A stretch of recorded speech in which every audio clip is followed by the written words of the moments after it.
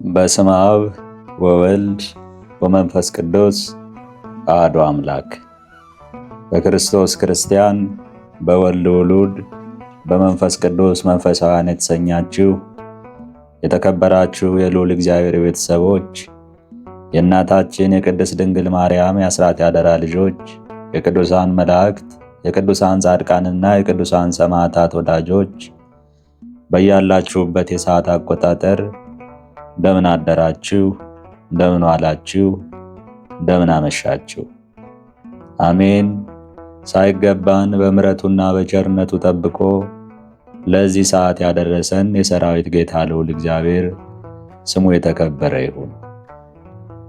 ውድ የባህራን ሚዲያ ቤተሰቦች፣ ዝግጅታችን ለበርካታ የተዋሕዶ ልጆች ተደራሽ እንዲሆን ቪዲዮውን ላይክ፣ ኮሜንት እና ሼር በማድረግ ዝግጅቱን ማዳመጥ እንድትጀምሩ በአክብሮት እንጠይቃችኋለን። እንዲሁም ለዚህ ቻናል አዲስ የሆናችሁ የተወደዳችሁ የተዋሕዶ ልጆች ቻናላችን ሰብስክራይብ በማድረግና የደወል ምልክቱን በመጫን ቪዲዮውን ማዳመጥ እንድትጀምሩ በአክብሮት እንጠይቃለን። እንኳን ለኃያሉ ሰማዕት ለፍጡነ ረድኤት ቅዱስ ጊዮርጊስ ወርኃዊ በዓል እንዲሁም በዕለቱ ታስበው ለሚውሉ የቅዱሳን ዓመታዊና ወርኃዊ በዓላት በሰላም አደረሳችሁ። ገድለ ቅዱስ ጊዮርጊስ ዘወርኃ ኅዳር። አንድ አምላክ በሚሆን በአብና በወልድ በመንፈስ ቅዱስ ስም የታላቁ ሰማዕት በሰማይና በምድር መካከል የክብር ኮከብ መርሙዳ በሚባለው በወርኃ ሚያዝያ 23 ቀንም ተጋድሎውን የፈጸመ የድል አድራጊው ኃያሉ ፍጡነ ረድኤት ቅዱስ ጊዮርጊስን በወርኃ ኅዳር 23 ቀን የሚነበብ ዜና ገድሉን እነሆ እንጀምራለን። በእኛም በወዳጆቹ ላይ የእግዚአብሔር ቸርነቱ ይደርብን ለዘላለሙ አሜን። ቅድመ ዓለም የነበረ ሁሉን አሳልፎ የሚኖር የሚሰወር ሕልፈተ ውላጤ የሌለበት ቀዳማዊ እግዚአብሔር ዛሬ በዚህች ቀን በሊቀ ሰማዕታት ቅዱስ ጊዮርጊስ በበዓሉ ቀን ይሰብስበን። ቅዱስ ጊዮርጊስ በብርሃን አክሊል ያሸበረቀ ነው። ፈጣሪው እግዚአብሔርን ለማገልገል ሕይወቱን አሳልፎ የሰጠ ነው። እርሱ ምልጃውን የሚያዘወትር አማላጅነቱን በእግዚአብሔር ዘንድ የተወደደ ነውና የዚህን ዓለም ሹመት የሚያልፈውን ክብሩን የሚጠፋውን ሽልማቱን አልወደደም። ሕፃንነትም አላሸነፈችውም፣ ነገር ግን በማስተዋል ጸና። የመንፈስ ዕውቀትም በልቦናው ሞላ። ለሰማዕታት የተሰጠውን ተስፋ፣ ሰማዕታት የተቀዳጁትን አክሊል፣ የተዘጋጀችላቸውንም ክብር አስተዋለ። ይህንንም በተረዳ ጊዜ የአምላክ ፍቅር በልቦናው ነደደች። መንግሥተ ሰማያት አጓጓችው። ከስም ሁሉ የሚበልጠውን የከበረና የተመረጠ የሰማዕትነት ስም መረጠ። ሰማያዊት የክብር መንግሥትን የሚወርስ ዘንድ ተመኘ። ወንድሞቼ ሆይ ዛሬ በዚህ የሰርግ በዓል ኑ ደስ ይበለን፣ ለእግዚአብሔር ምስጋና እናቅርብ። እንደ ነቢዩ ዳዊት አንተ የመረጥከው በረድኤትም የተቀበልከው ብፁዕ ነው እንበል። ደግሞም አንተ የሠራኸው የቀጣኸው ሕግህንም ያስተማርከው ብፁዕ ነው እንበል። የነቢዩ የዳዊት ትንቢት በዚህ ቅዱስ ላይ በእውነት ተፈጸመ። የከበረ ስሙን እንዲያስተምር ይህን ኃያል ቅዱስ ጊዮርጊስን ወዶ የመረጠው እግዚአብሔር ክብር ምስጋና ይግባው፣ አሜን። በዚያን ወራት በሀገሩ ሁሉ ላይ ስልጣን ያለው ስሙ ዱድያኖስ የተባለ የፋርስ ንጉሥ ነበር። እጅግ ብርቱ ሆነ። በሰባው ነገሥታትም ላይ ስልጣን ነበረው። የምድር ነገሥታት ሁሉ ለእርሱ ተገዝተው ነበር፣ ከስልጣኑ በታች ነበሩ። ግን ፈጣሪውን የካደ እንደ ናቡከደነጾርም ልቡ የደነደነ ነበር። በዘመኑም የመናፍቃን የክህደት ንፋስ ይነፍስ ነበር። ስደትን አበዛ። ክርስቲያንና አብያተ ክርስቲያንን ይቃወም ጀመር። እንዲህ ብሎ ለዓለም ሁሉ መልእክት ጻፈ። እኔ ዱድያኖስ ነኝ። ንጉሥ ከስልጣኑ በታች ላሉት ነገሥታት ይጽፋል። ሰላም ለእናንተ ይሁን። የክርስቲያን ወገኖችን ነገር ከእነርሱ የተነሳ አገሪቱ በመላ እስክትታወክ ድረስ ስሙ። ኢየሱስ በሚሰኝ በአንድ የማርያም ልጅ ምክንያት ሊያደርጉት ያሰቡትን እውከት ሰምታችኋል። አይሁድ የሰቀሉት ኢየሱስ ክርስቶስን ብቻ ነው እንጂ አጵሎንን፣ ጵሊደንን፣ አርዳሚስን፣ ዲያስን፣ ኤራቅሊስን፣ ዜዮስን፣ ኤዝብልን፣ አርናኮን፣ ስቅማን፣ ድሮስን የቀሩትንም አማልክት አያመልኳቸው። አሁንም መኳንንት፣ መሳፍንት፣ የከተማ ሹማምንት፣ ወታደሮችም ሊቃውንትም ላስረዳችሁ የምወደው ምን እንደሆነ ታውቁ ዘንድ ሁላችሁም ከነሰራዊቶቻችሁ ወደ እኔ ኑ። በሥራያቸው መንግሥታችንን ሳያጠፉት አንድ ልብ ሆነን የምናደርገውን እንምከር። ስለዚህ ነገር ጻፍኩላችሁ። ለመንግሥታችሁ ሰላምና ጸጥታ ይሁን ብሎ በየሀገሩና በየአውራጃው ሁሉ የክደት ደብዳቤ ጻፈ። ያን ጊዜም በ5 ዓመት ፍጻሜ አላውያን 70 ነገሥታት ቁጥር ስፍር ከሌለው ከሰራዊቶቻቸው ብዛት የተነሳ ምድር እስክትሸበር ድረስ ብዙ ሕዝብ ከነርሱ ጋር ነበር። ስፍራውም ጠቧቸው ነበረ። በመጡም ጊዜ ለዚያ ክፉ ባላጋራ ዱድያኖስ ሰገዱለት። ነገሥታቱ ሁሉ ለእሱ እጅ መንሻ አቀረቡለት። ክፉ ዱድያኖስም ይህን አይቶ ታበየ፣ እጅግ ታጅሮ ልቡን አደነደነ፣ እንደ አንበሳ ይደነፋ ጀመረ። 7 ቀንም በየዕለቱ ከነርሱ ጋር ምሳ አደረገ። ለማንም ፍርድ አያደርግም ነበር። እነዚህ የግብዣው ቀናት ከተፈጸሙ በኋላ ያ ሰነፍ ከሃዲ ዱድያኖስ በአደባባይ ለፍርድ ተገኘ። ነገሥታቱም ከእርሱ ጋር ተቀምጠው ነበር፣ መሳፍንትም በዙሪያው ቆመው ነበር። ያን ጊዜም 7 ጣዖታትን አቆመ። አማልክትም ብሎ ሰየማቸው፣ ሰገደላቸው። ተከታዮቹንም እንዲሰግዱላቸው እንዲሰውላቸውም ግድ አላቸው። ከዚህ በኋላ ክርስቲያን ነኝ ብሎ በአፉ የሚያምነውን ሰው ሁሉ በዚያ ቅጣት ይቀጡት ዘንድ የሚያስጨንቁ መሳሪያዎች፣ የተሳሉ መቁረጫዎች፣ ልዩ ልዩ የስቃይ መሳሪያዎች አዘጋጅቶ ያ አሳሽ ከይሲ የስቃዮች መሳሪያዎችን ሁሉ ወደ ፍርድ አደባባይ አቅርበው እንዲያስቀምጡ አዘዘ። በዚያም በስቃዩ መሳሪያ መሃል የብረት አርጋዎች፣ የብረት ምጣዶች፣ መንኮራኩሮች፣ አጥንት ለመስበር የሚችል ከብረት የተሰራ የእጅ መቁረጫ፣ ምላስ ለመቁረጥ የሚችል ቢላዋ፣ አጥንት ከጅማት የሚለያይ መውጊያ፣ አእምሮ የሚነሳ መሳቢያ፣ ችንካሮች፣ መርገጫ፣ ቀስት፣ ጥርስ የሚያወልቁበት ጉጠት፣ አጥንት የሚቀጠቅጡበት የተሳሉ መጋዞች፣ አፋቸው እንደ መጋዝ ጥርስ ያለው የብረት ድስት፣ ረጃጅሞች የብረት በትሮች፣ ጥርስ ያለው የብረት ጎመድ መሳሪያዎችን ሁሉ በየአይነቱ ተዘጋጅቶ ነበር። ይህ መሥዋዕተ ከይሲ ዱድያኖስም አማልክቶችን ለመስደብ ልቡ የሚያመነታ የማይሰግድላቸውም ቢኖር በሕይወታቸው ሳሉ ቆዳቸውን እንዲገፏቸው በፊቱ የተሰለፉ ብዙ የስቃይ መሳሪያዎችንም በሥጋቸው ላይ እንዲያሳርፉ ብዬ አዝዣለሁ። የልጆቻቸውንም ደም አፈሳለሁ፣ ራሳቸውን እቆራርጣለሁ። በጽኑ መሳሪያ ጭንቅላታቸውን እቆርጠዋለሁ፣ ጭናቸውን በመጋዝ እቆርጣለሁ፣ እንደ ምርኮም እበታትናቸዋለሁ። ሆድቃቸውን አፈሰዋለሁ፣ በመጋዝም ሥራቸውን እበጥሰዋለሁ። ዓይናቸውን አውጥቼ በእጃቸው አስታቅፋቸዋለሁ። አምላካቸው ኢየሱስ ክርስቶስ ከእጄ አድናቸው እንደሆነ እስካይ ድረስም ሥጋቸው ለሰማይ አዕዋፍ ለምድር አራዊት እንዲጣል አደርጋለሁ ብሎ በመሐላ ትእዛዝ ሰጠ። ነገር ግን የሥቃዩ መሳሪያ ለሚያየው የሚያስደነግጥ የሚያስፈራ መከራውን ሊቀበሉ የሚወዱ ቢኖሩም ከሥቃዩ መሳሪያ የተነሳ ወደ ኋላ ይሸሹ ነበር። እግዚአብሔርን የሚወዱ ብዙዎች ሰዎችም ይህን በሰሙ ጊዜ በአብያተ ክርስቲያን ላይ ከተነሳው ከዚያው አውሎ ንፋስ ግርማ የተነሳ እንደ ሰም ቀለጡ።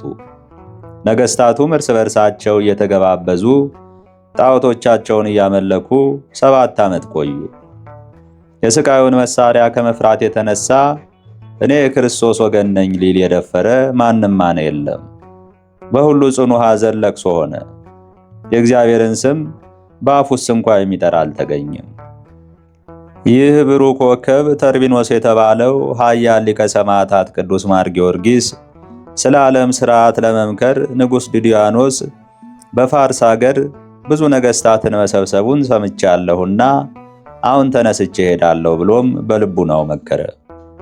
ከዚህ በኋላ ወዲያው ተነስቶ አገልጋዮቹን ጨምሮ ከነገስታቱ ጋር ሊገናኝ በመርከብ ሄደ።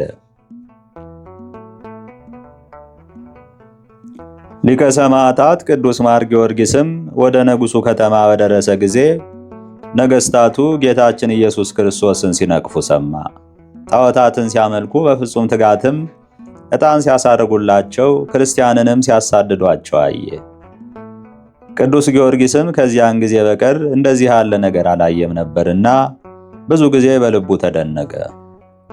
ይህንንም በተረዳ ጊዜ በልቡ አሰበ፣ አባቴና እናቴ የተጠቀሙት ምንድን ነው? በኃላፊው ዓለም ሹመት ጥቅም አላገኙ። የኖሩበት ተድላ ደስታ ጠፍቶ የለምን? ወደ ፈጣሪያቸውስ ባዶ እጃቸውን ተመልሰው የለምን? ከሰውም ማንም ማን የበደለ ቢኖር ሥላሴ እነርሱን ይቆጣጠሯቸዋል ብሎ ሰማይና ምድርን በፈጠረ እግዚአብሔር ዘንድ በመንግሥተ ሰማያት ታላቅ ክብርን የሚያገኝበትን አሰበ። ኃያሉ ቅዱስ ጊዮርጊስ እኔ የዚህን ዓለም ክብር ፈጥኖ የሚያልፈውን ተድላ ደስታውንም ትቼ መንግሥተ ሰማያትን እወርሳለሁ፣ ለድሆችና ለጦም አዳሪዎች ሰጣቸዋለሁ። በእኔ ዘንድ ፍጹም ሊሆን የሚወድ ገንዘቡን ለድሆች ሰጥቶ ይምጣ ይከተለኝ ያለውን የጌታዬን የፈጣሪዬን የኢየሱስ ክርስቶስን ቃል እፈጽማለሁ አለ። ዳግመኛም አውጥቶ አውርዶ ወገኔንና የሰማይና የምድር ፈጣሪ ክርስቶስን የሚያመልኩበትን አገሬን ትቼ ለምን መጣሁ? እግዚአብሔርን ትተው ሰይጣንን ወደሚያመልኩ ወደ እነዚህ ሳላውያን ለምን መጣሁ? መንግሥታቸው ከእነሱ ጋር ፈጥና ከምታልፍባቸው ከእነዚህ ርኩሳን አላውያን መሾምን ስለምን እፈልጋለሁ? አሁንም እግዚአብሔር ይቀበለኝ ዘንድ የማደርገውን እኔ ያውቃለሁ። እንግዲህ እኔ የኃላፊውን የዚህን ዓለም መንግሥት አልሻም። ለዘላለም የሚኖረው ፈጣሪ ኢየሱስ ክርስቶስ የሚያወርሰኝን መንግሥተ ሰማያትን እሻለሁ እንጂ ከእንግዲህስ ወዲህ በዚህ ዓለም እስካለው ድረስ ወደ አገሬ ወደ እናቴም አልመለስም። ስለ ኢየሱስ ክርስቶስ ከእርሷ ተለይቻለሁና ለዘላለም የምትኖረውን ጌታ ኢየሱስ ክርስቶስ የሚሰጠኝን ሕይወት ተስፋ አደርጋለሁ እንጂ ስለ ቅዱስ ስሙ መመሰክር ዘንድ እርሱ በቸርነቱ ያጸናኛል። ስለ አጽሜም ወደ አገሬ ወስደው ከቀደሙት አባቶች መቃብር እንዲቀብሩኝ እርሱ ፈጣሪ ያስባል አለ። ያን ጊዜም መንፈስ ቅዱስ በቅዱስ ጊዮርጊስ ላይ አደረበት። በልቡም እነዚህን ነገሮች አሰላስሎ ከፈጸመ በኋላ አገልጋዮቹ ወዳሉበት መርከብ ተመልሶ በልቡ ያለውን ሁሉ ነገራቸው። እነርሱ ጌታችን ሆይ ነገሩ እንዲህ ከሆነ ለምን እንደመጣን ለምን እንደተመለስን ማንም እንዲያውቁብን ሳናደርግ ከነመርከባችን እንመለስ ብለው ማለዱት። ቅዱስ ጊዮርጊስም ምን ጊዜም ይህ በእኔ ዘንድ አይደረግም፣ ከእንግዲህ ወዲህ ወደ አገሬ አልመለስም፣ ተመልሼ እናቴን ፊት አላይም፣ ፍጥረቱን ሁሉ ለፈጠረ ለሰማይና ለምድር ንጉሥ ጌታችን ኢየሱስ ክርስቶስ በማደርገው ሐሰት በሌለበት ምስክርነት በዚህች ቦታ ሞታለሁ እንጂ አሁንም ከኔ አርነት የወጣችሁበትን ደብዳቤ ተቀበሉ። ነገር ግን እናቴና እህቶቼ ተለይቼ መቅረቴን አውቀው በሐዘን እንዳይሞቱ እናንተን በሕይወት ሳለሁ ወደ አገሬ እንዳትመለሱ በእውነት ሁሉም በፈጠረ እግዚአብሔር ማሉልኝ። ግን ከናንተ እያንዳንዱ ነፃ ነውና 3 ወቄት ወርቅ፣ 3 ልብስ ውሰዱ። ከኔ አገር በቀር ወደ ወደዳችሁት ወደ መረጣችሁት ሂዱ። እናንተ በሕይወት ሆናችሁ እኔ መሞቴን የሰማችሁ እንደሆነ ስለ እግዚአብሔር ብላችሁ ወዳጅነት ሥራ ስሩልኝ። ሥጋዬን ገንዛችሁ ወደ አገሬ ወስዳችሁ ቀበሩ አላቸው። የቅዱስ ጊዮርጊስ ሎሌዎችም ይህን ከእርሱ በሰሙ ጊዜ ብዙ ጊዜያትን ጽኑ ልቅሶ አለቀሱ። ያን ጊዜውንም ባሮቹን ሁሉ ነፃ ወጣቸው። ከእነርሱ እያንዳንዱ ተሰነባብተውት ወደ ወደዱት እንዲሄዱ አሰናበታቸው። ነገር ግን መልካሙ ተጋድሎውን እስከሚፈጽም ድረስ ወደ ልዳ አልተመለሱም። 3ቱ አገልጋዮቹ ግን እርሱን እየተከታተሉ ተጋድሎውን ሊያዩ ከቅዱስ ጊዮርጊስ ጋር በፋርስ ኖሩ። ከዚህ በኋላ ቅዱስ ጊዮርጊስ ገንዘቡን ሁሉ አንስቶ ለድሆችና ለጦም አዳሪዎች መጸወተው። ምን ሳያስቀር እስከ ለበሰው ልብስ ድረስ ለተራቆቱት ሰዎች ሰጣቸው። ከዚህ በኋላ ፈጥኖ ሄዶ በአላውያን ነገሥታት ፊት ቆሞ እኔ የክርስቲያን ወገን ነኝ፣ በጌታችን ኢየሱስ ክርስቶስ አምናለሁ ሲል አሰምቶ ተናገረ። ሰባው ነገሥታትም ልዩ ልዩ ስቃይ እያዘጋጁለት እስከ 7 ዓመት ድረስ በልዩ ልዩ ስቃይ ሲያሰቃዩት ኖሩ። ከእነርሱ አንዱ እንኳን ሐሳቡን ሊያስለውጠው አልቻለም። 7 ዓመት ሙሉ ሁሉም እያንዳንዱ የስቃይ ሕግ ያወጣለት ነበር። እነርሱ ሊያሸንፉት ከእውነተኛ ሃይማኖቱም ሐሳቡን ሊያስለውጡት ይፈልጉ ነበር። ነገር ግን አልቻሉም። በእግዚአብሔር ላይ ያለው ፍቅሩም አልጎደለም። የእግዚአብሔርን ክብር እንዳያስተውሉ ሰይጣን ዓይነ ልቦናቸውን አሳውሮታልና። ሊቀ ሰማዕታት ቅዱስ ጊዮርጊስ ግን የተሳሳታችሁ ነገሥታት ሆይ ይህን ስህተታችሁን አድርቁ፣ የክደትን ስም አትጥሩ፣ ሰማይን ምድርን ያልፈጠሩትን ጣዖታትንም አማልክት ናቸው አትበሉ። እነርሱና የሚሰግዱላቸው የሚያምኑባቸውም ከምድረ ገጽ ይጠፋሉ። አመፀኞች ነገሥታት ሆይ የእናንተ ኃይል እኔን አያስፈራኝም። እኛ ክርስቲያን በእውነት ለዘላለም በመንግሥት በኃይል በፍቃድ አንድ ለሆነ ለአንድ አምላክ ለአብና ለወልድ ለመንፈስ ቅዱስም እንሰግዳለን ብሎ አሰምቶ ተናገረ። የኃያሉ ሊቀ ሰማዕታት ቅዱስ ማር ጊዮርጊስ ጸሎቱና በረከቱ ከወዳጆቹ ከሁላችን ጋር በየጊዜውና በየሰዓቱ ለዘላለሙ ይኑር አሜን። ተአምር ዘወርኃ ኅዳር። አንድ አምላክ በሚሆን በአብና በወልድ በመንፈስ ቅዱስ ስም አምነን እግዚአብሔር በኃያሉ በሰማዕቱ ቅዱስ ጊዮርጊስ አድሮ ያደረገውን ኃይለ ታምሩን ነግራቸዋለን። የኃያል መስተጋደል ሊቀ ሰማዕታት ቅዱስ ጊዮርጊስ ጸሎቱና በረከቱ ዘወትር በየጊዜውና በየሰዓቱ ከወዳጆቹ ከሁላችን ጋር ይሁን ለዘላለሙ አሜን። ኃያሉ ሊቀ ሰማዕታት ቅዱስ ጊዮርጊስ ተጋድሎውን ከፈጸመ በኋላ ሥጋውን ወደ ሀገሩ ልዳ አምጥተው በስሙ ቤተ ክርስቲያን አንጸው ሥጋውን በዚያ አኖሩ። ሕንፃ ቤተ ክርስቲያኑንም በወርኃ ኅዳር 7 ቀን ኤጲስቆጶስ አባ ቴዎድሮስ ቀድሶ አከበራት። እርሱም ጌታችን ኢየሱስ ክርስቶስ በኃያሉ ሰማዕት ቅዱስ ጊዮርጊስ ላይ አድሮ ስላደረገው ኃይለ ታምር መሰከረ። የተገባው ሕዝቡ ሁሉ ከያውራጃው ስለ ታላቋ የቅዱስ ጊዮርጊስ ቤተ ክርስቲያን ክብር በተሰበሰቡባት መርሙዳ በተሰኘችው ወርኃ ሚያዝያ 23 ቀን እግዚአብሔር ለወደዳቸው የሚያደርገውን ልዩ ጸጋ በእግዚአብሔር የፍቅር አንድነት ይህን ታምር ጻፍን አሜን። እግዚአብሔር በመረጠው በጻድቁ ንጉሥ ዳዊት መንፈስ ቅዱስ አድሮ ነገሬን በምሳሌ ገልጻለሁ። ከቀድሞ ጀምሮ የነበረውን ታሪክም እናገራለሁ። አስቀድሞ አባቶቻችንን የነገሩንን እኛም በጆሮአችን የሰማነውን በዓይናችን ያየነውን እናገራለን ተብሎ እንደተነገረ እኔም የጌታችን ኢየሱስ ክርስቶስ ጽኑ መንፈሳዊ መስተጋድል ሰማዕት ቅዱስ ጊዮርጊስ ያሳየውን የኃይለ ታምራቱን ክብርም በመግለጽ ቀድሞ በገሊላ የነገሰ እጅግ ጨካኝ የሆነ ከሃዲው ንጉሥ ዱድያኖስ እጅ የተጋደለባት ተጋድሎውን እንናገራለን። የጌታችን ኢየሱስ ክርስቶስ ኃያሉ ሰማዕት ቅዱስ ጊዮርጊስ ራሱን በቆረጡት ጊዜ ራሱ ከአካሉ ተለይታ ከቀኑ 9 ሰዓት እስከ ፀሐይ ግባት ድረስ በምድር ላይ ወድቃ ቆየች። ሶቅራጥስ የተባለ ደቀ መዝሙሩም በሊቀ ሰማዕታት ቅዱስ ጊዮርጊስ ሥጋ አጠገብ ተቀምጦ እያለቀሰ ይጠብቀው ነበር። እነሆ 2 አሽከሮች የጌታቸው ቅዱስ ጊዮርጊስን የድህነቱን ዜና ለመስማት መጡ። በመንገድ ያገኟቸውም ሰዎች በዛሬው ዕለት እንደተገደለ በነገሯቸው ጊዜ ልብሳቸውን ቀደው አለቀሱ። ሥጋው ካለበት እስከሚደርሱም መጠየቅን አላቋረጡም። በአጠገቡ ተቀምጦ ከሚያለቅስ ሶቅራጦስም ጋር ለብዙ ጊዜ ሲያለቅሱ ቆዩ። የተቆረጠውን ራስ ወስደው ከሥጋው ጋር ባገናኙት ጊዜ አስቀድሞ እንደነበረው ፈጽሞም እንዳልተቆረጠ ሆነ። ከእነርሱም በአንዱ ልብስ ሥጋውን ገነዙት። በነጋም ጊዜ ከገበያም አዲስ የመግነዝ ልብስና ንጹሕ ዕጣን ገዝተው መጥተው ከቀበሩበት አውጥተው የሊቀ ሰማዕታት ቅዱስ ጊዮርጊስን ሥጋ በክብር ገነዙት።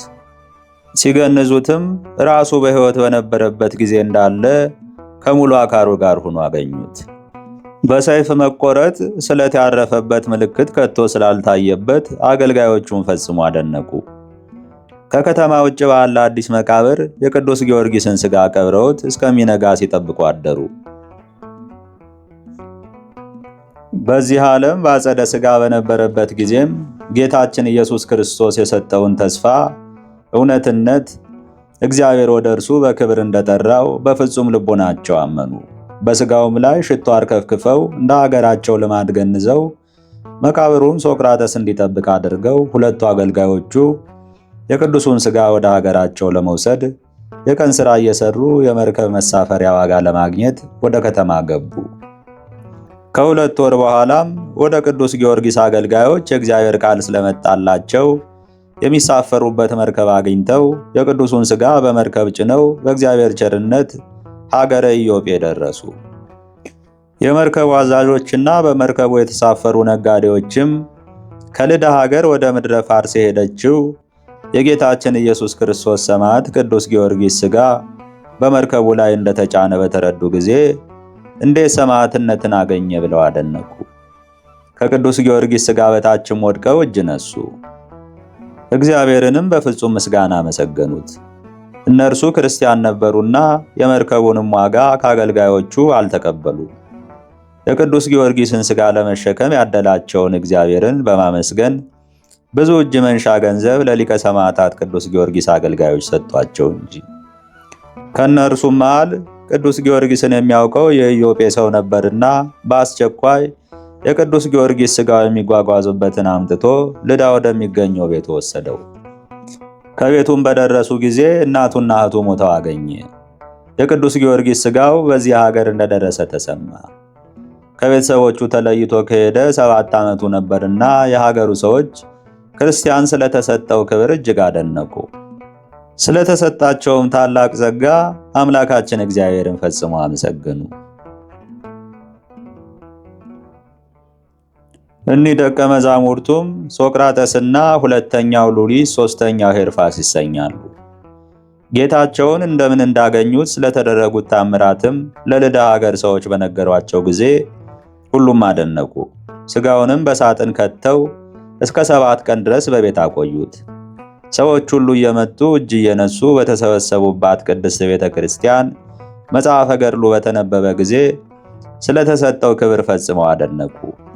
በቅዱሳኑ ላይ አድሮ ስለሚያደርገው ልዩ ጸጋም ጌታችንና መድኃኒታችን አምላካችን ኢየሱስ ክርስቶስን አመሰገኑት። በዚያችም ሀገር የነበረ የቅዱስ ጊዮርጊስ ወገን የከበረ እንድርያስም በሊቀ ሰማዕታት ቅዱስ ጊዮርጊስ መጽሐፈ ገድሉ ውስጥ እኔ እግዚአብሔር አምላክ እነርሱ ፍጡራን መሆናቸውን አውቃለሁና በችግር ላይ የወደቀ ቢኖር በጎዳና ላይ ወይም በሚያስፈራ የፍርድ አደባባይ ቢቆም ወይም በውሃ ሙላትና በባህር መጥለቅለቅም ወይም ከተራራ መውደቅ ወይም ልዩ ልዩ ችግር ደርሶበት ስለ ቅዱስ ስሜ ብሎ በዱድያኖስና በሰባው ነገሥት አደባባይ እውነትን በመመስከር መከራን የተቀበልህ የአንተን የወዳጄ የጊዮርጊስን ስም ቢጠራ እኔ ከደረሰበት ክፉ መከራ ሁሉ አድነዋለሁ። መጽሐፈ ገድልህን የጻፈውንም እኔና አባቴ መንፈስ ቅዱስም እናድርበታለን። ክፉ ፍርድ ቢፈረድበትም ስለ ስሜ ፍርዱን አስወግጄ ስሙንም በሕይወት መጽሐፍ እጽፈዋለሁ። በስምህ በፍቃዱ መባ ቢያገባ ወይም ቢመጸውት ከባለሟሎቼ ጋር እኩል እቆጥረዋለሁ። በዚህ ዓለም ለችግር አሳልፌ አልሰጠውም፣ በሚመጣውም ዓለም የኩነኔ ፍርድን አያያትም። እኔ እግዚአብሔር አምላክ የተናገርኩትን የማደርግ ነኝና በስምህ ቤተ ክርስቲያን ያሳነጸ የቅዱሳን ማደሪያና ዘላለማዊ ሰማያዊት ገነትንም አወርሰዋለሁ። ሥጋ ባረፈበት በዚያ ልዩ ልዩ ታምራት ይደረጋሉ። ከምስራቅና ከምዕራብ እጅ መንሻ እየያዙ ሥጋ ባረፈበት ቤተ ክርስቲያን በተሰራበት ሰዎች ሁሉ ይመጡ ዘንድ አደርጋለሁ። ከአይሁድ ከሳምራውያንና ከፋርስ ወገን ከበረኸኛው ከቃየል ልጆች ወገንም ነፍሳቸው የምትድንበትን ለመፈለግ የሚመጡትን ሁሉ እኔ ፍጹም ዋጋቸውን እከፍላቸዋለሁ የሚለውን ቃል ኪዳን ሰምቶ አመነ። ይሄ ፍጹም አማኝ እንድርያስም እግዚአብሔር ለሊቀ ሰማዕታት ቅዱስ ጊዮርጊስ የሰጠውን ታላቅ ክብር ገድሉ ሲነበብ በሰማ ጊዜ እስራኤል የተሰኘ የያዕቆብ ልጅ ዮሴፍ በግብፅ አገር ባለሟልነትን ወይም ልዩ እንደራሴነትን እንዳገኘ አይቶ እንደተደሰተ እርሱም እንዲሁ ፈጽሞ ተደሰተ። እንድርያስም ፈጥኖ ሄዶ የቅዱስ ጊዮርጊስን የሰማዕትነቱን ገድል ጽፎ በቤተ መዛግብት አኖረ። ለበረከት የሆነን ዘንድ የወንድሜን መጽሐፈ ገድል በቤቴ ማኖር ይገባኛል። ወንድማችን በሰይፍ ስለተገደለ የልብ ሐዘንና የሕሊና ትካዜ ቢደርስብንም እንኳን ዛሬ እንደሰታለን። በጌታችን ኢየሱስ ክርስቶስ ዘንድ ታላቅ ክብርን አግኝቷልና እግዚአብሔርም ኃጢአታችንን ይቅር ይለን ዘንድ እርሱ ይማልድልናል። አሁንም ወንድሞቼ ሆይ ስሙኝ። ቤተ ክርስቲያኑን ሰርተን የቅዱስ ጊዮርጊስን ሥጋ በዚያ አሳርፈን በሀገራችን ላይ በረከቱን እናገኝ ዘንድ እርዱኝ ብሎ ለሕዝቡ አሳሰባቸው። ሕዝቡም ሁሉ ደስ ብሏቸው በአንድ ቃል እሺ እንዳልከን እናደርጋለን። ይልቁንም የቅዱስ ጊዮርጊስ በረከት ከእኛ ጋር እስከ ዘላለሙ በቤታችን ይደርና ሥራውን በምትጀምርበት ጊዜ እኛም ለመስራት እንተባበራለን አሉ። እንድርያስም ይህን ከሕዝቡ ዘንድ የተነገረውን ሰምቶ እጅግ ተደሰተ። ለሊቀ ሰማዕታት ቅዱስ ጊዮርጊስም ብፅዓት አድርጎ በማይገባ ስፍራ የቅዱስ ጊዮርጊስን ሥጋ ማኖር አይገባኝም ብሎ አስቦ በፈቃደ እግዚአብሔር ሥራውን ጀመረ። የሀገሩ ሰዎች መፍቅሬ እግዚአብሔር እንድርያስን በሥራው ሁሉ ይራዱት ነበር። የእግዚአብሔር ስም የሚመሰገንበት የሊቀ ሰማዕታት ቅዱስ ጊዮርጊስ ቤተ ክርስቲያኑን አንጸው እስከሚጨርሱም የቅዱስ ጊዮርጊስን ሥጋ በዚያ ሀገር በምትገኝ ቤተ ክርስቲያን አኖሩት። እንደ ቃል ኪዳኑ ሥጋውን አሳርፈው በስሙ ቤተ ክርስቲያን የሚያንጹበት ቦታ በደረሱ ጊዜ የቤተ ክርስቲያኑን መሠረት ያኖሩ ዘንድ ከቸር አባቱ ከአብና ከማኅየዊ የባሕሪ ሕይወቱ መንፈስ ቅዱስ ጋር ለዘላለሙ ምስጋና ይሁንና በጌታችን በኢየሱስ ክርስቶስ አጋዥነት ለቤተ ክርስቲያኑ ሕንፃ በቂ ስፍራን መለካት ጀመሩ። የሊቀ ሰማዕታት ቅዱስ ጊዮርጊስ በረከቱና ሀብተ ረድኤቱ ከሁላችን ጋር ይሁን ዛሬም ዘወትርም ለዘላለሙ አሜን። የምሕረት ቃል ኪዳንን ከእግዚአብሔር ወልድ የተቀበለ የቅዱስ ጊዮርጊስን ቤተ ክርስቲያን ለማነጽ ስሙንም ለማመስገን ጻድቅ እንድርያስ ልቡን አጽንቶ በትጋት እንደተነሳሳ እመሰክር ዘንድ ልቡና የበጎ ነገርን አስቦ ሟቲ አንደበቴም የሊቀ ሰማዕታት ቅዱስ ጊዮርጊስን ታምራትን መናገር ጀመረ። ጸሎቱና በረከቱ ዘወትር ለዘላለሙ ከሁላችን የቅዱሳን አምላክ አሸናፊ የእግዚአብሔር ልጆች ክርስቲያን ጋር ይሁንና የተወደደ ንዑድ ክቡር ፍጥኖ ረድኤት ኮከበ ልዳ ሊቀ ሰማዕታት ቅዱስ ጊዮርጊስ ያደረገው ታምር ይህ ነው። የቅዱስ ጊዮርጊስን ቤተ ክርስቲያን ለመስራት የወደደ እንድርያስም ሌሊት ተኝቶ ሳለ ይህን ቤተ ክርስቲያን ለማነጽ ገንዘብ ሳይኖረኝ ጀመርኩ። ይረዱኝም ዘንድ ሰዎች አልጠራሁም። እንዴት ሰርቼ እንደምፈጽመው አላውቅም። ሰዎችም ሁሉ ይህ ሰው ቤተ ክርስቲያን መስራት ጀምሮ መጨረስ ተሳነው በማለት ይሳለቁብኛል። ምን ማድረግ ይሻለኛል እያለ ማሰብ ጀመረ። ይህንንም እያሰላ ሳለ በሕልሙ እነሆ ቅዱስ ጊዮርጊስ ተገልጾለት እንድርያስ ሆይ ታውቀኛለህን? አለው። ይህ ደግ ሰው እንድርያስም መልሶ ጌታዬ ሆይ አላውቅህም አለው። ዳግመኛም ታውቀኛለህን? አለው። ጌታዬ ሆይ አላወቅሁህም አለው። እርሱ የክርስቶስ ሰማዕት ቅዱስ ጊዮርጊስ መሆኑን ገለጸለት። ያን ጊዜም እንድርያስ ፈጽሞ ታወከ። ፈርቶ ተነስቶም ከእግሩ በታች ሰገደለት። ሊቀ ሰማዕታት ቅዱስ ጊዮርጊስም እግዚአብሔርን አመሰግነዋለሁ፣ እኔ በጌታዬ በኢየሱስ ክርስቶስ ሕያው ነኝ፣ ነፍሴ በሰማያት ሥጋዬ ግን በእናንተ ዘንድ አለ። ሥጋዬን በውስጡ ታኖር ዘንድ በስሜ ስለምታሳንጸው ቤተ ክርስቲያን ሚስትህም በትካዜ አንተም በጽኑ ሐሳብ ላይ ስለሆናችሁ እነግር ዘንድ መጣሁ። እነሆ ወደ አባቴ ቤተ መዛግብት ገብተህ ወርቅ ታገኛለህና ፈጽመህ ሳታስቀር ውሰድ። የሀገሩ ሰዎችም ሁሉ እንዲረዱህ አደርጋለሁ። አሁን እኔ ወደምወስድህ ተከተለኝ ብሎ በሰው አምሳል እየመራ ወደ ቤተ ክርስቲያን ከመውሰዱ በፊት አንድ ቦታ ላይ አደረሰው። በዚያም ምልክት አበጀለት። ጠዋት ተነስተህ እዚህ ቦታ ክንድ ያህል ቆፍረህ ከእርሱ ለእግዚአብሔር አገልግሎት የሚያስፈልገውን ያህል ውሰድ አለው። ከእንቅልፉም በነቃ ጊዜ ያየውን ሕልም ለሚስቱ ነግሯት ሁለቱም ፈጽመው አደነቁ። ሚስቱም በእጇ መብራት ይዛ እንግዲህ ተነስ፣ መብራት አብርተን እርሱ ወዳመለከተ ቦታ ሄደን ሊቀ ሰማዕታት ቅዱስ ጊዮርጊስ የገለጸልህን እንረዳ አለችው።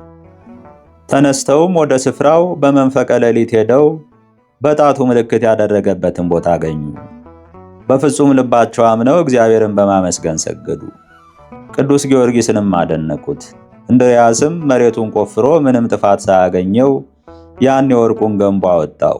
ስለዚህም እግዚአብሔር በቅዱሳን ላይ አድሮ የሚያደርገውን ድንቅ ሥራ እያደነቁ በፍጹም ደስታ ተሸክመው ወደ ቤታቸው ተመልሰው ከቤተሰቦቻቸው ማንም ሳያውቅና ሳይሰማ ወደ ቤታቸው ገቡ። ገንቦውንም ከፍተው ይመለከቱት ወርቅ ተመልቶ አገኙ። በዚህም የተነሳ ደነገጡ። ነገር ግን ስለ ሥራው ሁሉ እግዚአብሔርን አመሰገኑ። ቅዱስ ጊዮርጊስንም አከበሩት። እንድርያስም ስለ ቤተ ክርስቲያኑ ሕንፃ በሁለት እጁ አፍሶ ወርቁን ከወሰደ በኋላ የተረፈውን መልሶ አሸገውና በቤቱ አስቀመጠው። በማግስቱም በሊቀ ሰማዕታት ቅዱስ ጊዮርጊስ ስም በዓል አዘጋጅቶ ምጽዋት ለማድረግ ወደደ። በቅድሚያም ለእግዚአብሔር መባ ማቅረብ ይገባናል ሲል አሰበ። ዳግመኛም በሊቀ ሰማዕታት ቅዱስ ጊዮርጊስ ስም ታላቅ ግብዣ አዘጋጅቶ ለታላላቅ ሰዎችና ለመበለታት እናት አባት ለሞቱባቸው ልጆችና ለሀገሩ ሰዎችም ሁሉ ታላቅ ግብዣ አደረጉ። እግዚአብሔር ስለገለጸላቸው ነገር ሁሉ በታላቅ ደስታ በመካከላቸው ቆመው እያስተናገዷቸው፣ ወንድሞቻችን ሆይ እነሆ በሊቀ ሰማዕታት ቅዱስ ጊዮርጊስ ሀገር እግዚአብሔር የሰጠንን ጸጋ እንናገር ዘንድ ለእያንዳንዳችን በምትችሉት መጠን እግዚአብሔር የሰጠንን በጎውን ሐሳብ እንነግራችሁም ዘንድ በየልቦናችሁ አሳድሯል በማለት መስተጋድል ሊቀ ሰማዕታት ቅዱስ ጊዮርጊስ በአምላኩ እግዚአብሔር ኃይል ከሞት እንደተነሳ ይነግሯቸው ጀመር። ሕዝቡም ወንድማችን ወዳጃችን መፍቀሬ እግዚአብሔር እንድርያስ ሆይ ቀድሞም እሺ እንዳልን አሁንም ወደ አንተ እንመጣለን፣ ሁሉም ካለው ገንዘብ በእግዚአብሔርና በቅዱስ ጊዮርጊስ ስም ይዞ ይመጣል ሲሉ መለሱለት። በማግስቱም ለቤተ ክርስቲያኑ ሥራ ይራዱ ዘንድ መጡ። ይዘውም የመጡት 2000 ወቄት ወርቅ ከ10 ብር ነበር። መፍቀሬ እግዚአብሔር እንድርያስም ቀድሞ ለቤተ ክርስቲያኑ መሠረት በጣለው ላይ ሥራውን ጀምሮ ከቀድሞ የበለጠ ታላቅ ቤተ ክርስቲያን አሳነጸ። ሥራውም 1 ዓመትን ፈጀ። የኃያሉ ሊቀ ሰማዕታት ቅዱስ ጊዮርጊስንም ሥጋ በስሙ ወደ ታነጸችው ቤተ ክርስቲያን ወስደው በዝማሬ አሳረፉ። ኤጲስቆጶስም አስመጥቶ በወርኃ ኅዳር 7 ቀን ሕንፃ ቤተ ክርስቲያኒቱን አስባረከ። በሊቀ ሰማዕታት ቅዱስ ጊዮርጊስም ስምም ብዙ ርኩሳን መናፍስት ስለወጡ ከደዌያቸው የተፈወሱ እጅግ ብዙ ነበሩና እጅግ ብዙ ታምራት ተገለጡ። የከበረ ኃያል መስተጋድል ሊቀ ሰማዕታት ቅዱስ ጊዮርጊስ ጸሎቱና በረከቱ ከወዳጆቹ ከሁላችን ጋር ይሁን ዘወትር በየጊዜውና በየሰዓቱ ለዘላለሙ አሜን። ከጉንደ ሕይወት ክርስቶስ የተገኘህ ቤተ መቅደስህንም ለማሳነጽ የአባትህን የወቄት ወርቅ ስፍራውን ለወዳጅ ጻድቅ እንድርያስ ያመላከትክ የብዙ ክርስቲያን አማላጅ ሊቀ ሰማዕታት ቅዱስ ጊዮርጊስ ሆይ እኔ ወዳጅህ ከድካምና ጭንቀት አርፍ ዘንድ በማዕዘንተ ሕይወት የታነጸ ሰማያዊ ማደሪያህ እንድታሳየኝ ማልድሃለሁ። አባታችን ሆይ በሰማያት የምትኖር ስምህ ይቀደስ፣ መንግሥትህም ትምጣ፣ ፈቃድህ በሰማይ እንደሆነች እንዲሁም በምድር ትሁን። የዕለት እንጀራችንን ስጠን ዛሬ፣ በደላችንን ይቅር በለን እኛም የበደሉንን ይቅር እንደምንል፣ አቤቱ ወደ ፈተና አታግባን ከክፉ ሁሉ አድነን እንጂ መንግሥት ያንተ ናትና ኃይል፣ ክብር፣ ምስጋና ለዘላለሙ አሜን። እመቤቴ ማርያም ሆይ በመልአኩ በቅዱስ ገብርኤል ሰላምታ ሰላም እልሻለሁ። በሐሳብሽ ድንግል ነሽ፣ በሥጋሽም ድንግል ነሽ። የአሸናፊ እግዚአብሔር እናት ሆይ ሰላምታ ላንቺ ይገባል። ከሴቶች ሁሉ ተለይተሽ አንቺ የተባረክሽ ነሽና የማኅፀንሽም ፍሬ የተባረከ ነው። ጸጋን የተመላሽ ቅድስት ሆይ ደስ ይበልሽ፣ ልዑል እግዚአብሔር ከአንቺ ጋር ነውና ከተወደደው ልጅሽ ከጌታችን ከመድኃኒታችን ከኢየሱስ ክርስቶስ ዘንድ ይቅርታና ምሕረትን ለምኝልን ኃጢአታችን ያስተሰርይልን ዘንድ ለዘላለሙ አሜን። ከዚህ በመቀጠል የዕለቱን ስንክሳር እናስደምጣለን። ስንክሳር ዘወርኃ ኅዳር 23 አንድ አምላክ በሚሆን በአብ በወልድ በመንፈስ ቅዱስ ስም ኅዳር 23 በዚች ቀን የመቶ አለቃ የነበረ ጻድቁ ቆርኔሌዎስ አረፈ። ይህም ቅዱስ የፍልስጤም ክፍል በሆነች በቂሳርያ የመቶ አለቃ ሆኖ የተሾመ ነው። እርሱም ከዋክብትን ሲያመልክ ነበር።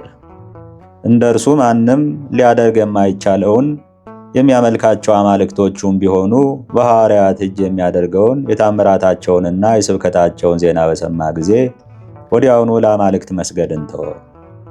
ከዚህም በኋላ የሚጾም የሚጸልይ፣ ለድሆችና ለችግረኞች የሚመጸውት ሆነ። በጸሎቱም ጊዜ እንዲህ ይል ነበር።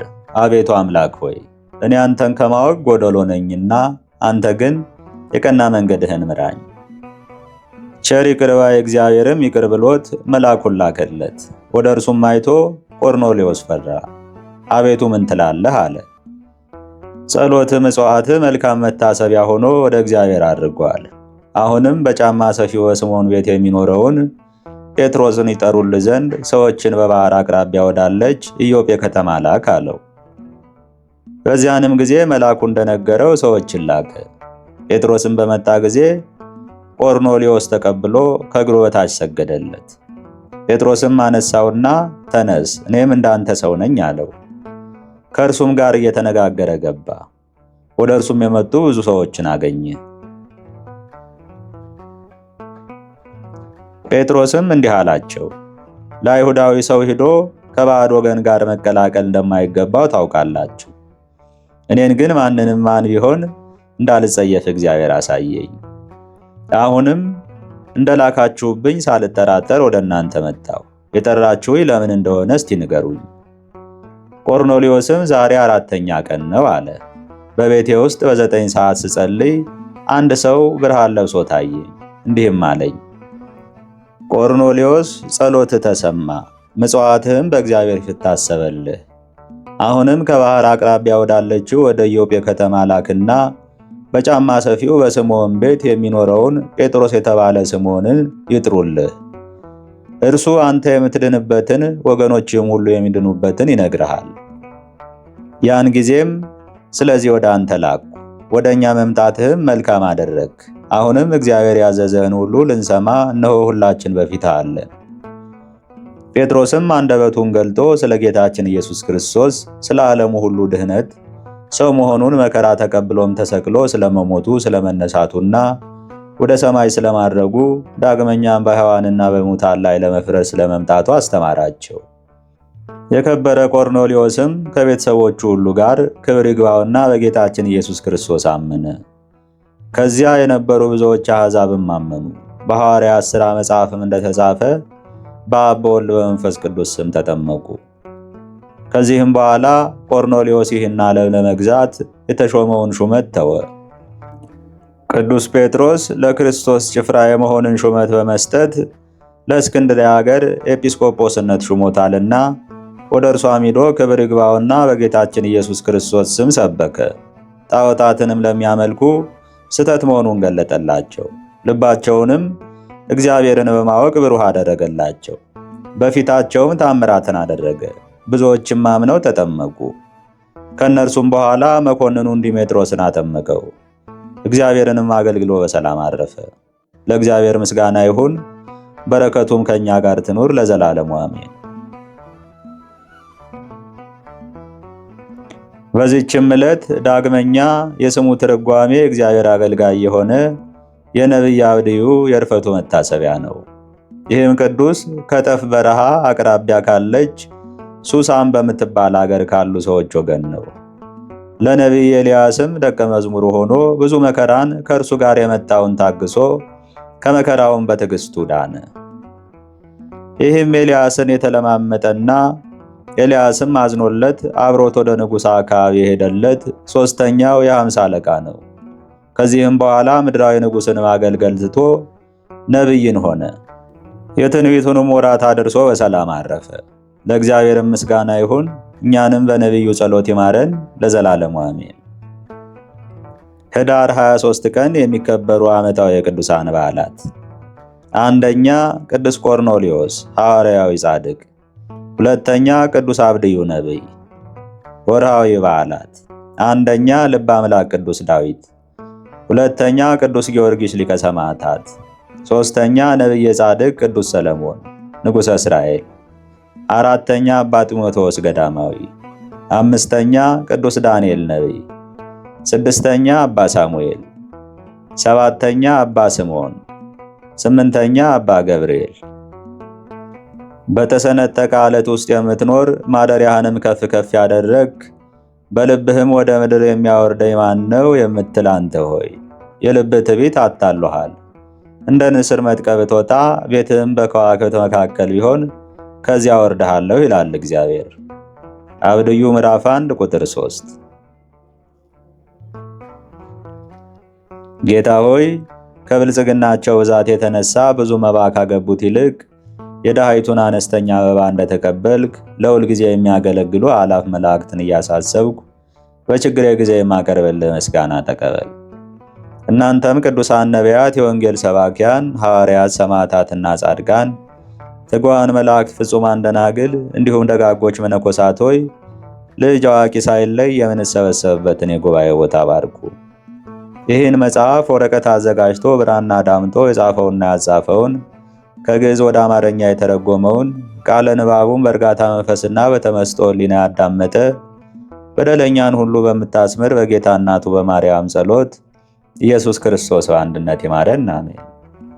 አነሳስቶ ላስጀመረን አስጀምሮ ላስፈጸመን ለልዑል እግዚአብሔር ክብር ምስጋና ይግባው። አባታችን ሆይ በሰማያት የምትኖር ስምህ ይቀደስ፣ መንግሥትህም ትምጣ፣ ፈቃድህ በሰማይ እንደሆነች እንዲሁም በምድር ትሁን። የዕለት እንጀራችንን ስጠን ዛሬ፣ በደላችንን ይቅር በለን እኛም የበደሉንን ይቅር እንደምንል። አቤቱ ወደ ፈተና አታግባን ከክፉ ሁሉ አድነን እንጂ መንግሥት ያንተ ናትና ኃይል፣ ክብር፣ ምስጋና ለዘላለሙ አሜን። እመቤቴ ማርያም ሆይ በመልአኩ በቅዱስ ገብርኤል ሰላምታ ሰላም እልሻለሁ። በሐሳብሽ ድንግል ነሽ፣ በሥጋሽ ድንግል ነሽ። የአሸናፊ እግዚአብሔር እናት ሆይ ሰላምታ ላንቺ ይገባል። ከሴቶች ሁሉ ተለይተሽ አንቺ የተባረክሽ ነሽና የማኅፀንሽን ፍሬ የተባረከ ነው። ጸጋን የተመላሽ ቅድስት ሆይ ደስ ይበልሽ፣ ልዑል እግዚአብሔር ከአንቺ ጋር ነውና ከተወደደው ልጅሽ ከጌታችን ከመድኃኒታችን ከኢየሱስ ክርስቶስ ዘንድ ይቅርታና ምሕረትን ለምኝልን ኃጢአታችን ያስተሰርይልን ዘንድ ለዘላለሙ አሜን። ምስጋና ይሁን አንድ አምላክ ለሚሆን ለአብ ለወልድ ለመንፈስ ቅዱስ እስከ ዘላለሙ ድረስ አሜን። ይቆየን።